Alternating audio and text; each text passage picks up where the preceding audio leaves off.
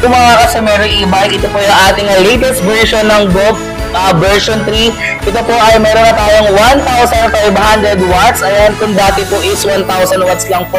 Ngayon, ang ating bagong Go version 2 is 1,000 watts na po yung motor. At the same time, meron na rin po tayong 60 volts, 20 ampere battery kung saan 40 to 50 kilometers kayang marating po ng ating e-bike. Pagandahan po dito, tubeless na po yung gulong natin. At the same time, meron na rin po itong reverse camera na kaya kahit mag-reverse tayo, kita na po natin yung likod kahit di na po tayo lumingon sa ating likodan.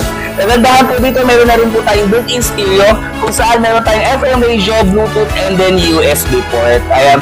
Alright, so now we accept cash on delivery, credit card, bank transfer, GCash payment, and of course, meron kaming installment through home credit. Ayan, magandahan po kayo. So meron naka-lifetime service po tayo, and the same time, we accept home service repair. Ayan, tama po kayo kung saan si technician po ang pupunta mismo sa bahay nyo. Kung wala po kayong time sa aming mga physical stores or busy po kayo, meron po tayong home service kung saan si technician na po yung pupunta sa inyo.